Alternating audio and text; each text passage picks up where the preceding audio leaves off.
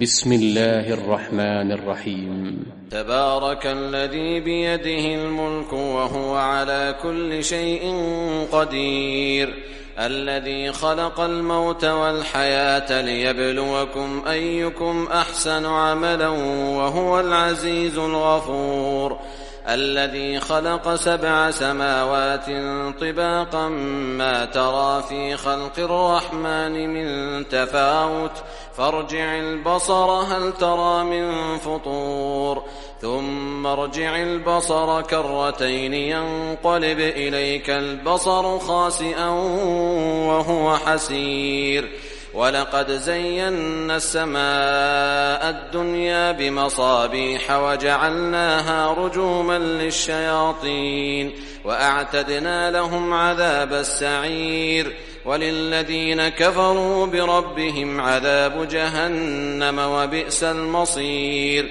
إذا ألقوا فيها سمعوا لها شهيقا وهي تفور تكاد تميز من الغيظ كلما ألقي فيها فوج سألهم خزنتها ألم يأتكم نذير قالوا بلى قد جاءنا نذير فكذبنا وقلنا ما نزل الله من شيء إن أنتم إلا في ضلال كبير، وقالوا لو كنا نسمع أو نعقل ما كنا في أصحاب السعير، فاعترفوا بذنبهم فسحقا لأصحاب السعير. إن الذين يخشون ربهم بالغيب لهم مغفرة وأجر كبير، وأسروا قولكم أو اجهروا به إنه عليم بذات الصدور، ألا يعلم من خلق وهو اللطيف الخبير. هو الذي جعل لكم الأرض ذلولا فامشوا في مناكبها وكلوا من رزقه وإليه النشور.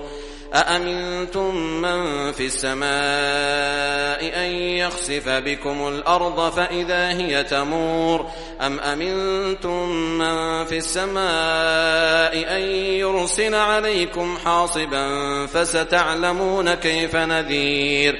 ولقد كذب الذين من قبلهم فكيف كان نكير. أولم يروا إلى الطير فوقهم صافات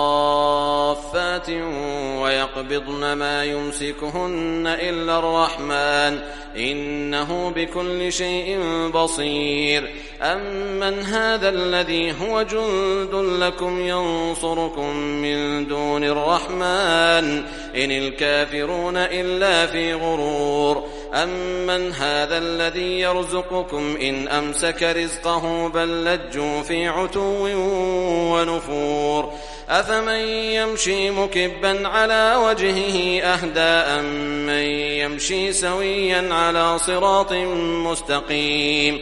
قل هو الذي أنشأكم وجعل لكم السمع والأبصار والأفئدة قليلا ما تشكرون. قل هو الذي ذرأكم في الأرض وإليه تحشرون. ويقولون متى هذا الوعد إن كنتم صادقين. قل إنما العلم عند الله وإنما أنا نذير مبين.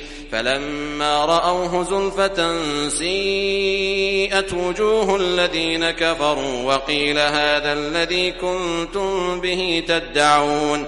قل أرأيتم إن أهلكني الله ومن معي أو رحمنا فمن يجير الكافرين من عذاب أليم. قل هو الرحمن آمنا به وعليه توكلنا فستعلمون من هو في ضلال مبين. قل أرأيتم إن أصبح ماؤكم غورا فمن يأتيكم بماء معين.